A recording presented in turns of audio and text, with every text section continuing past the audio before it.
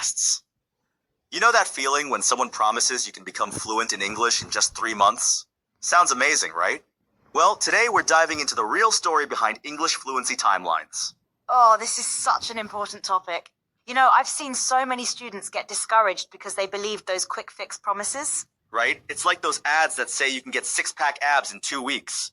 But let's get real. What does research actually tell us about learning English? Well, here's something fascinating. According to recent research, English language learners actually need an average of 7.13 years to reach true proficiency. Wait, what? 7 years? That's way longer than what most courses advertise. Exactly. And you know what's interesting? Even gifted students, those in tag programs, need about 5.4 years on average. So these 3-month miracle courses... Are setting unrealistic expectations, yes. It reminds me of that scene in Austin Powers where Dr. Evil demands $1 million thinking it's this huge amount. And now that barely buys a house in most cities, right? Exactly. Just like how our perception of language learning timelines needs to adjust to reality. But let's break this down. What does being fluent actually mean? According to the research, true fluency includes being able to retrieve a wide range of vocabulary and grammar structures suitable for different contexts. So it's not just about memorizing phrases? Not at all. It's about maintaining steady tempo when speaking, using transition words effectively, and being able to link words naturally in conversation. I did come across an interesting success story, though. There was this woman named Andrea who made remarkable progress in 6 months. Yes, but notice she started with some basics from university and had intensive one-on-one tutoring. That's quite different from starting from scratch. Fair point. So what should people actually expect in their first few months? In the first month, you can focus on basic grammar, everyday vocabulary, and simple greetings. That sounds more realistic than becoming Shakespeare in 3 months. Absolutely. By month 2, you can start having simple conversations and writing short journal entries. And what about different learning methods? I've heard some interesting things about bilingual versus immersion programs.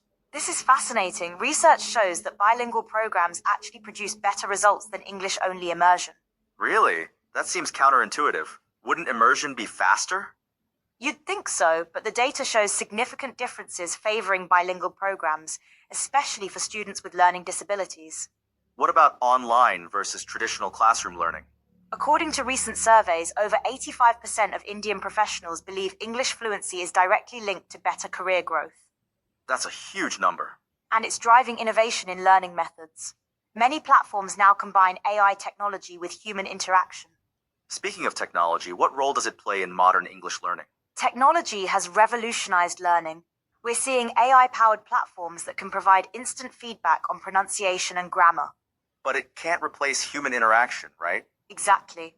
The most effective approach combines technology with real conversation practice. What about different learning styles? Does that affect how long it takes? Absolutely. Research shows that learners with different abilities have varying timelines, from 5.4 years for gifted students to nearly 9 years for those with learning disabilities. That's quite a range. And it's why one-size-fits-all approaches often fail. So, what would you recommend for someone just starting their English learning journey? First, set realistic expectations. Focus on consistent daily practice rather than rushing to fluency. And what about choosing a learning method? Look for programs that combine structured learning with plenty of speaking practice. The research clearly shows this is most effective. Any specific tips for daily practice? Yes, immerse yourself in English media, practice speaking daily, and don't be afraid to make mistakes. That last point seems really important. It is. Fear of making mistakes is one of the biggest barriers to fluency.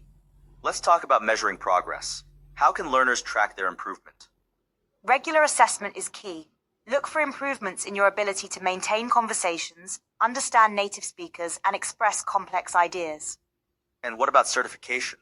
Does that matter? While certificates are useful for jobs or academic requirements, real-world communication ability is what truly matters. That makes sense. Any final advice for our listeners? Remember that language learning is a journey, not a race. Focus on progress, not perfection. And be patient with yourself, right? Exactly. The research shows it takes time, but consistent effort pays off. What about motivation? How can learners stay motivated for such a long journey? Setting small, achievable goals helps. Celebrate small victories like having your first full conversation in English.